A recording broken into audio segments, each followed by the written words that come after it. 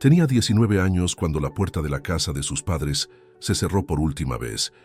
y el sonido del pestillo resonó como una sentencia final que aún no sabía cómo ejecutar. Era el amanecer, ese momento en que el mundo parece suspendido entre lo que fue y lo que aún no puede ser, y ella estaba allí, en la acera, con una vieja maleta en la mano izquierda y la derecha sobre su vientre de 6 meses de embarazo, sintiendo al bebé moverse como si también intentara comprender lo que acababa de suceder. Su padre no gritó. No necesitaba gritar porque su silencio siempre había sido más pesado que cualquier palabra, y cuando le dijo que había tomado la decisión equivocada y que ahora tendría que vivir con las consecuencias, sintió que el suelo desaparecía bajo sus pies, como si la tierra entera hubiera decidido que ya no había lugar para ella en ninguna parte. Sabía que su madre estaba dentro de la casa, probablemente llorando en silencio en la cocina con las manos sobre el rostro, pero no salió a la puerta. No dijo nada, no hizo nada, y ese silencio maternal fue quizás la parte más dolorosa de todo, porque hasta ese momento todavía creía que el amor de una madre lo conquistaba todo, pero esa noche descubrió que hay familias donde la vergüenza pesa más que los lazos de sangre. Su novio desapareció 3 semanas después de enterarse del embarazo. Simplemente dejó de contestar las llamadas y se mudó a otro barrio sin dejar dirección. Se quedó sola con la noticia creciendo en su interior, segura de que nadie la acompañaría cuando llegara el dolor. Intentó ocultar su vientre lo mejor posible, usando blusas holgadas y evitando salir de casa, pero en un pueblo pequeño todo el mundo se entera antes incluso de que se lo cuentes, y pronto los vecinos empezaron a mirarla con esa mezcla de lástima y juicio que duele más que cualquier insulto directo. Su padre era un hombre rígido, de esos que creen que el honor de una familia se mide por lo que dicen los demás en la calle, y cuando su vientre se hizo imposible de ocultar, simplemente decidió que era mejor perder a su hija que su reputación. Ella suplicó, intentó explicarle que encontraría una solución, que trabajaría, que se las arreglaría, pero él no la escuchaba, porque para él no se trataba de una solución, sino de un castigo, de demostrarle a su hija y al mundo entero que las acciones tienen consecuencias y que no iba a ser cómplice de un error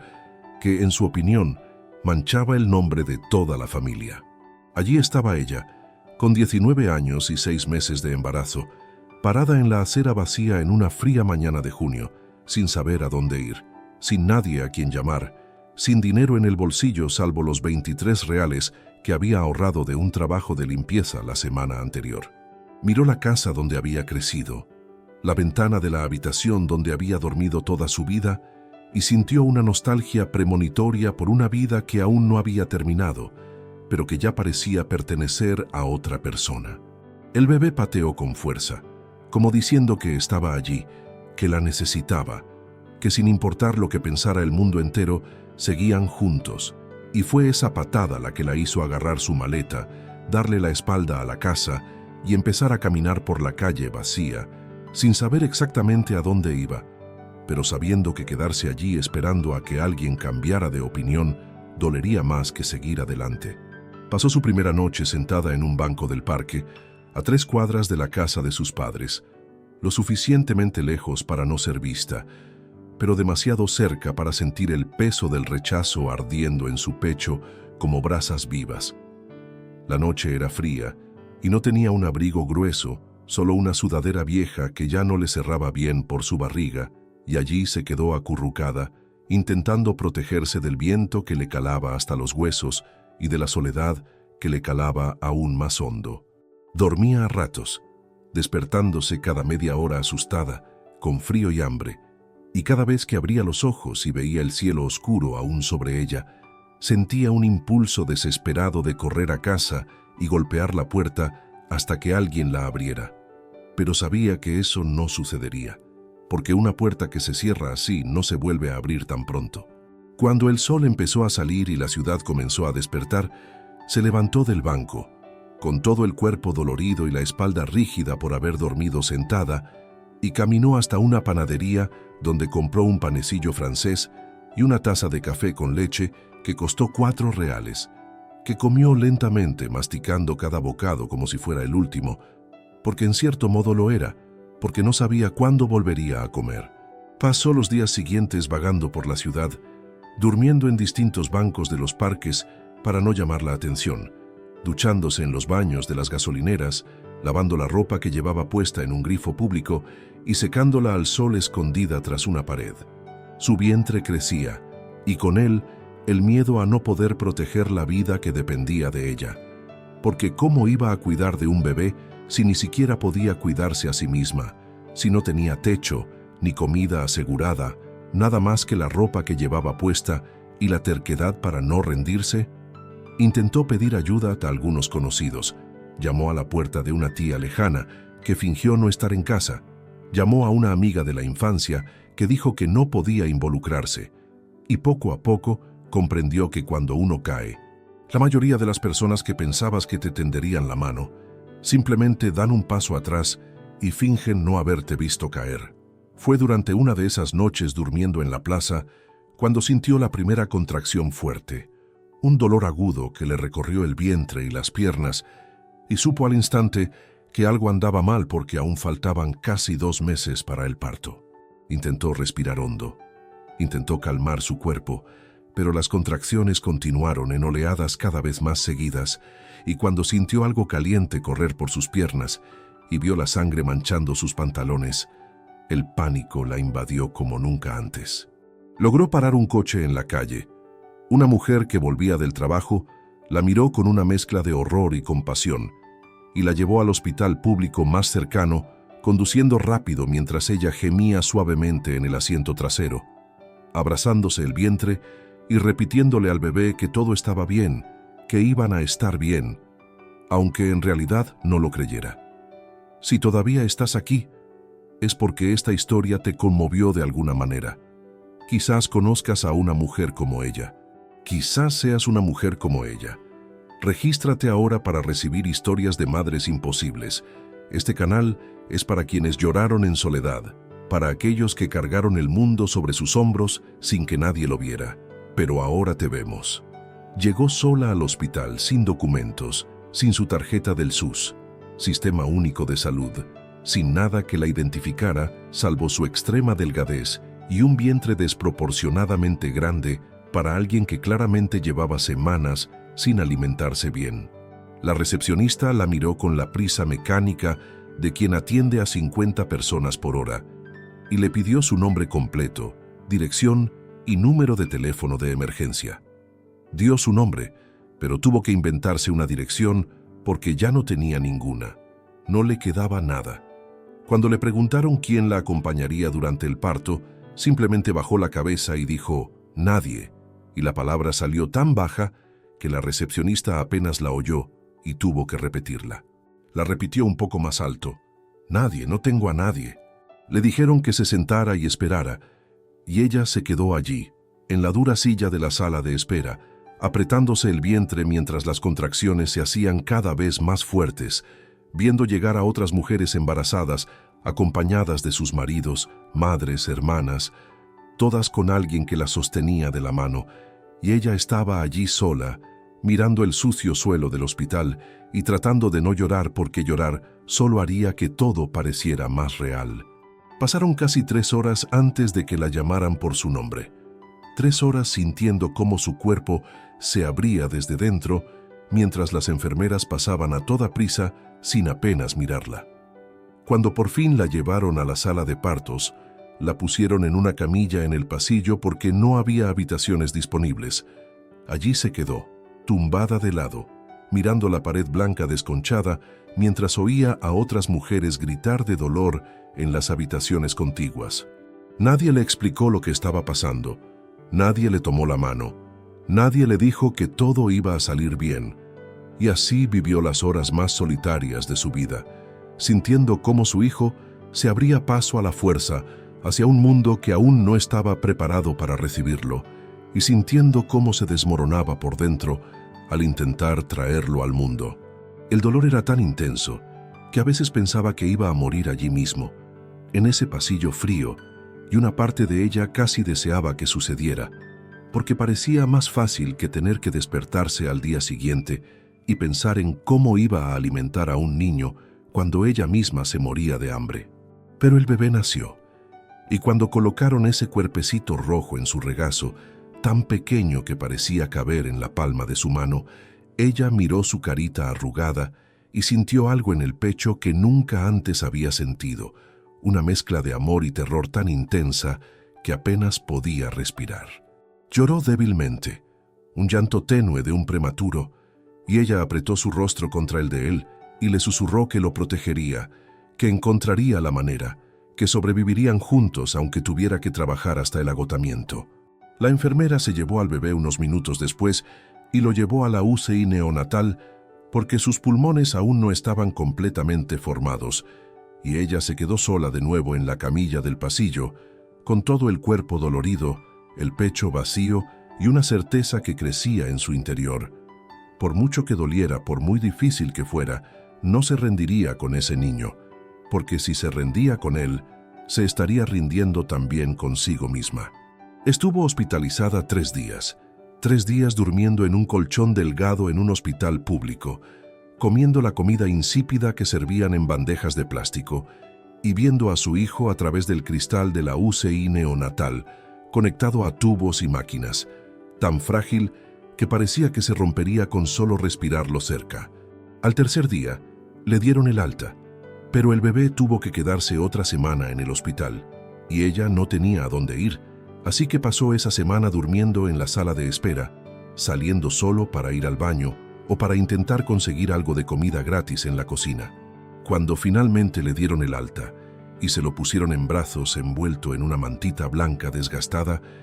salió del hospital sosteniendo ese pequeño peso contra su pecho y pensando que ahora comenzaba la vida real, la vida en la que era madre,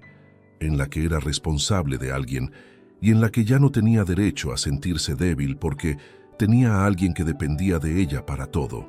Logró encontrar un pequeño lugar para dormir en la casa de una conocida lejana que accedió a alojarla durante unas semanas a cambio de que limpiara y cuidara a los niños. Fue allí, en esa diminuta habitación trasera, compartiendo el espacio con escobas y cajas viejas, donde pasó las primeras semanas de la maternidad, intentando comprender cómo alimentar a un bebé cuando su propio estómago rugía de hambre. No le bajaba la leche porque no comía lo suficiente, y el bebé lloraba durante horas de hambre, ese llanto desesperado que traspasa el alma de cualquier madre, y ella se quedaba allí, sosteniéndolo contra su pecho seco, llorando con él, disculpándose en silencio por no poder darle ni siquiera lo más básico que un niño necesita. Fue en una de esas noches de insomnio, escuchando el llanto de su hijo resonar en el silencio de aquella pequeña habitación, que decidió que, pasara lo que pasara,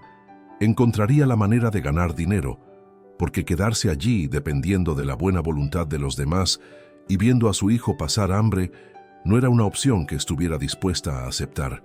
Se levantaba cada día a las 4:30 de la mañana, antes del amanecer,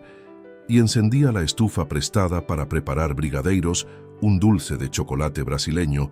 en viejas ollas que el dueño de la casa le prestaba, revolviendo lentamente para no quemar la leche condensada que compraba a crédito en la tienda del barrio, prometiendo pagar al final de la semana. Hacía 50 brigadeiros al día, enrollándolos uno a uno con sus manos callosas, colocándolos en vasos de papel que compraba al por mayor, acomodando todo en una caja de cartón forrada con una servilleta, y salía a la calle con el bebé sujeto a su pecho con un paño viejo, demasiado pesado para sus delgados brazos, pero imposible de dejar solo en casa. Se paraba en el semáforo más transitado de la ciudad, levantando la caja cada vez que un coche se detenía en rojo, golpeando la ventanilla con mano temblorosa, ofreciendo los dulces con una sonrisa cansada que intentaba ocultar la vergüenza que sentía al estar allí pidiendo a la gente que comprara algo que había hecho con sus propias manos, pero que nadie realmente necesitaba. La mayoría de la gente ni siquiera la miraba, con las ventanillas cerradas y la mirada fija al frente, como si fuera invisible. Cada vez que el semáforo se ponía en verde y los coches arrancaban sin comprar nada, Sentía cómo se le escapaba un poco de esperanza junto con el sudor que le corría por la frente bajo el sol abrasador del mediodía. El bebé lloraba prendido a su pecho, acalorado, hambriento e incómodo, y ella lo mecía intentando calmarlo mientras seguía ofreciendo brigadeiros, bolitas de chocolate brasileño, al siguiente coche, al siguiente conductor, con la esperanza de conseguir unos reales que le alcanzaran para comprar leche en polvo y pañales, y quizás si sobraba algo, un plato de comida de verdad, de esas que no comía desde hacía tanto tiempo que ya había olvidado su sabor. Había días en que vendía todo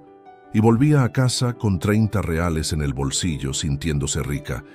y había días en que volvía con la caja casi llena y el corazón apesadumbrado por la derrota, pero incluso en los días malos no se detenía, porque detenerse significaba rendirse, y rendirse significaba dejar que su hijo pasara hambre, y esa era una línea que se había jurado a sí misma que nunca cruzaría. Los meses transcurrían lentamente, cada día una pequeña batalla contra el hambre, contra el cansancio, contra el impulso de simplemente tumbarse en el suelo y no volver a levantarse jamás. Pero ella seguía despertándose antes del amanecer, seguía preparando los brigadeiros,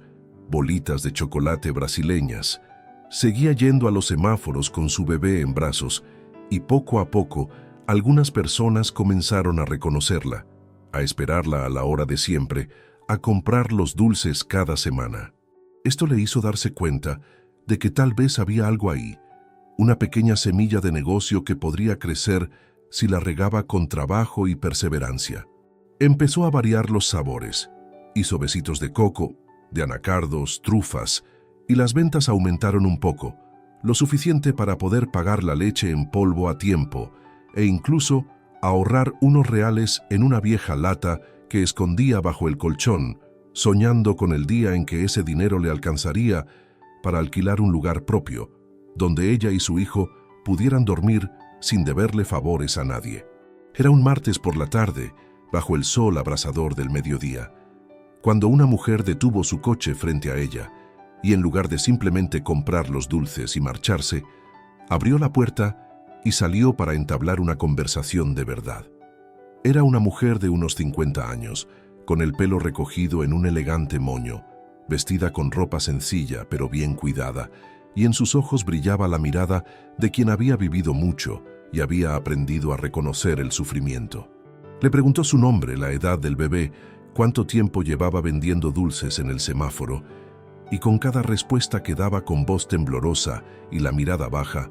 la mujer asentía como si estuviera armando las piezas de un rompecabezas que ya conocía bien. Entonces la mujer hizo una pregunta que lo cambió todo, una pregunta sencilla, pero que en ese momento sonó como la más importante que jamás le habían hecho. ¿Sabes limpiar una casa, hija? Y ella respondió que sí, que limpiaba la casa donde vivía a cambio de alojamiento, que siempre había ayudado a su madre con la limpieza antes de ser desalojada, y la mujer entonces dijo que necesitaba a alguien que limpiara su casa 2 veces por semana, que pagaría 80 reales por día, y le preguntó si estaba interesada. Se quedó allí parada unos segundos, sin poder creer lo que oía, porque 80 reales al día era más de lo que ganaba vendiendo dulces en toda una semana, y por un momento pensó que había entendido mal o que la mujer se retractaría de la oferta en cuanto se diera cuenta de que no tenía experiencia profesional, ni referencias, nada más que una necesidad desesperada de ganar dinero. Pero la mujer no se retractó. Al contrario, anotó la dirección en un papel, le dijo que la esperaría el jueves a las 7 de la mañana y antes de volver al coche, la miró fijamente a los ojos y le dijo algo que resonó en su cabeza durante días. Yo también he estado donde tú estás y alguien me dio una oportunidad cuando más la necesitaba, así que ahora me toca a mí dártela a ti, pero no me defraudes. ¿De acuerdo, hija? Porque las oportunidades que se desperdician no vuelven. Le dio las gracias con voz entrecortada. Sostuvo el papel con tanto cuidado como si fuera un documento precioso, y esa noche durmió mejor que en meses, arrullada por la esperanza de que tal vez las cosas finalmente estaban empezando a cambiar. El primer trabajo de limpieza fue difícil, Su cuerpo aún estaba débil por la mala alimentación y las noches sin dormir, y cargar al bebé a la espalda mientras fregaba los pisos y limpiaba el baño era un esfuerzo agotador. Pero lo hizo todo con un cuidado obsesivo, lavando cada rincón de la casa, como si quisiera demostrar su valía. Cuando terminó y la mujer inspeccionó todo y sonrió satisfecha, sintió un orgullo genuino crecer en su pecho. El tipo de orgullo que surge de saber que hiciste un buen trabajo con tus propias manos. La mujer pagó los 80 reales en efectivo, billetes viejos que para ella valían más que el oro, e incluso le preparó comida para llevar a casa: arroz, frijoles, pollo asado, y le dijo que cada vez que volviera a limpiar podría llevarse comida. Eso era casi mejor que el dinero, porque significaba que finalmente podría comer bien, que le bajaría mejor la leche, que el bebé mamaría sin llorar de hambre. Las semanas se convirtieron en meses y la mujer empezó a recomendarla a sus amigas. Pronto, limpiaba 3, 4, 5 casas distintas a la semana, levantándose aún más temprano y acostándose aún más tarde, pero ahora con dinero que entraba cada fin de semana, dinero que contaba y volvía a contar en la lata bajo el colchón, viendo cómo la cantidad crecía lenta, pero seguramente. Y por primera vez desde que la echaron de su casa, empezó a creer que tal vez podría salir de ese pozo,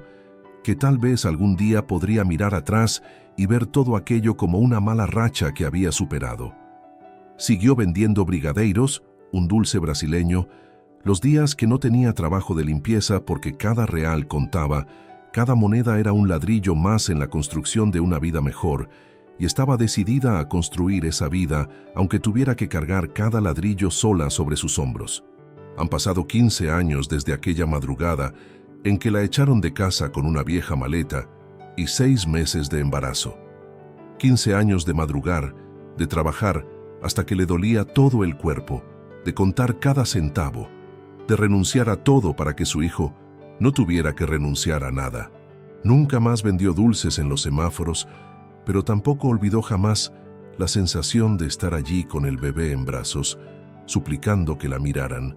y fue ese recuerdo el que la impulsó a seguir adelante en todos los momentos en que quiso rendirse. Con trabajos de limpieza, ahorró lo suficiente para alquilar una habitación diminuta donde por fin durmió en su propio colchón sin deberle favores a nadie, y de esa habitación se mudó a una casita de 2 habitaciones, y desde esa casa creció poco a poco, siempre poco a poco. Siempre con los pies en la tierra, pero con la mirada fija en un horizonte que aún no veía con claridad, pero que sabía que existía en algún lugar más allá. Tomó un curso nocturno de manicura, aprovechó que uno de sus empleadores se lo pagaba y empezó a atender clientes en casa los fines de semana. Al principio hacía manicuras sencillas, pero luego aprendió técnicas más elaboradas, decoración, extensiones y fortalecimiento de uñas. Lo que comenzó como un trabajo extra se convirtió en una clientela fija que la recomendaba a otras personas, y pronto ganaba más con las manicuras que limpiando casas. Siguió limpiando casas durante 2 años más porque tenía miedo de renunciar a la seguridad de un ingreso fijo, pero cuando su agenda de manicuras se llenó tanto que tuvo que rechazar clientes, se armó de valor y dejó la escoba definitivamente. Transformó su sala de estar en un pequeño espacio de tratamiento con una silla de manicura que compró a plazos con su tarjeta de crédito y se convirtió oficialmente en una profesional autónoma que no dependía de nadie para sobrevivir. El hijo creció viendo a su madre trabajar incansablemente, llegar a casa agotada cada noche y aún así sentarse con él para ayudarle con las tareas escolares, verla ahorrar en todo para poder costear un buen curso preparatorio cuando llegara el momento del examen de ingreso a la universidad. Eso moldeó su carácter de una manera que no se puede enseñar con palabras, solo con el ejemplo. Era un estudiante brillante, de esos que los profesores adoran porque realmente quieren aprender. Cuando llegó a 3er año de bachillerato, le dijo a su madre que quería estudiar medicina. A ella le dolió el corazón porque sabía que la medicina era cara, que necesitaría cursos preparatorios, materiales y una dedicación absoluta, pero miró a su hijo a los ojos y le dijo que encontrarían la manera, que trabajaría todo lo necesario, que su sueño era sagrado y que no dejaría que muriera por falta de dinero. Duplicó su carga de trabajo, empezó a trabajar desde las 7 de la mañana hasta las 10 de la noche, incluso los domingos, dejó de comprar ropa nueva, dejó de salir, dejó de hacer todo lo que no fuera absolutamente necesario, y cada centavo que ahorraba lo invertía en la cuenta que había abierto especialmente para la educación universitaria de su hijo. Él aprobó el examen de ingreso a la primera, con una de las mejores calificaciones de la ciudad, y cuando salieron los resultados, ella lloró tanto que él se asustó, pensando que algo malo había pasado, pero eran lágrimas de felicidad, de alivio y de orgullo. Eran las lágrimas de alguien que ve que años de sacrificio finalmente dan sentido, de alguien que mira a su hijo y ve en él la prueba viviente de que cada noche en vela, cada lágrima, cada momento en que quiso rendirse, pero no lo hizo, valió la pena. Durante sus 6 años de universidad, ella siguió trabajando duro, pagando puntualmente todas las cuotas, comprándole todos los libros que necesitaba, y cada vez que él se proponía dejar los estudios para trabajar y ayudar, ella se negaba rotundamente, diciéndole que su trabajo ahora era estudiar, que ella podía mantenerlos a ambos y que tendría mucho tiempo para trabajar después de graduarse. Y así fue. Se graduó con honores, consiguió una residencia en un buen hospital y el primer mes que cobró su sueldo como médico, llegó a casa con una cajita y se la dio a su madre. Dentro había una llave, y cuando ella le preguntó qué llave era, él sonrió con esa timidez suya y dijo: «De nuestra casa, mamá. Ahorré hasta el último centavo de la residencia y di el enganche para una casa, y ahora nunca más pagarás renta en tu vida». Se quedó sin palabras, simplemente sosteniendo la llave en la mano y dejando caer las lágrimas, lágrimas distintas a las que había derramado sola en la plaza 15 años atrás, lágrimas de victoria, de llegada, de una conquista bien merecida. Al día siguiente, fueron juntos a ver la casa, una casa sencilla pero suya, con un pequeño patio y 3 habitaciones, y cuando entró por primera vez y vio las habitaciones vacías esperando ser llenadas de muebles y recuerdos, sintió que había cerrado un ciclo que comenzó con dolor pero que terminaba en paz. Él dijo que viviría con ella hasta que se acostumbrara a la nueva casa, pero ambos sabían que en realidad él solo quería asegurarse de que estuviera bien, de que por fin pudiera descansar, de que ya no tuviera que cargar con el mundo sobre sus hombros porque ahora tenía con quien compartir la carga. Y esa noche, tumbada en el colchón aún en el suelo de la habitación vacía de su propia casa, miró al techo y en silencio dio gracias a Dios, a la vida, al destino, a lo que fuera que le hubiera dado la fuerza para no rendirse cuando todo parecía perdido. Hoy tiene 34 años. Su hijo está en su 2º año de residencia de cardiología y ya habla de especializarse en el extranjero, y ella sigue atendiendo a pacientes en su domicilio, no por necesidad, sino por gusto, porque esas manos, que una vez sostuvieron una caja de brigadeiros en un semáforo, ahora sostienen las manos de otras mujeres mientras les pinta las uñas y escucha sus historias. Nunca más volvió a hablar con sus padres. Intentaron contactarla años después al enterarse de que su nieto estudiaba medicina, pero ella comprendió que algunas puertas que se cierran no deben volver a abrirse, porque el perdón no implica necesariamente la reconciliación, y había aprendido a vivir bien sin depender de la aprobación de quienes la abandonaron cuando más la necesitaba. A veces pasa en coche por aquella plaza, donde dormía con el bebé en brazos, y siempre echa un vistazo al banco donde todo empezó, donde tocó fondo, y decidió que podía morir allí o luchar, y eligió luchar incluso sin saber si ganaría. Mira aquel banco, y piensa en la chica de 19 años que se sentó allí creyendo que el mundo se había acabado, y desearía poder retroceder en el tiempo solo para abrazarla y decirle que dolerá mucho, que será más difícil de lo que imagina, pero que al final merecerá la pena, que cada lágrima se convertirá en la semilla de una victoria que aún no puede ver, pero que llegará, lentamente, pero llegará. La llave de casa que le dio su hijo cuelga de un sencillo llavero que lleva siempre consigo, y cada vez que la saca del bolso para abrir la puerta, recuerda de dónde viene, recuerda lo que vivió y agradece haber sido lo suficientemente fuerte como para no rendirse.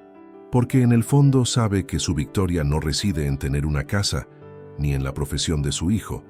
ni en las posesiones materiales que ha logrado acumular a lo largo de los años.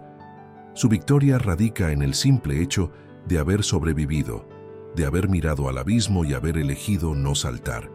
de haber sostenido en brazos a un recién nacido en una fría noche en un hospital público y haber prometido protegerlo, y de haber cumplido esa promesa cada día durante 15 años, sin vacilar ni una sola. ¿Ves? Si eres madre, si alguna vez te has sentido sola, si alguna vez has mirado la factura de la luz y la nevera vacía y has pensado que no ibas a poder con todo, este vídeo es para ti. Porque su historia también es un poco tuya. Es la historia de millones de mujeres invisibles que nadie reconoce, que silenciosamente cargan con el peso del mundo sobre sus hombros mientras el resto del planeta sigue girando sin darse cuenta. No estás sola. Nunca lo has estado. Y si ahora mismo estás pasando por un mal momento, si estás en esa parte de la historia donde todo parece perdido, resiste, respira hondo y sigue adelante, porque hay una salida y llegarás. Puede que lleve tiempo, puede que duela, pero llegarás.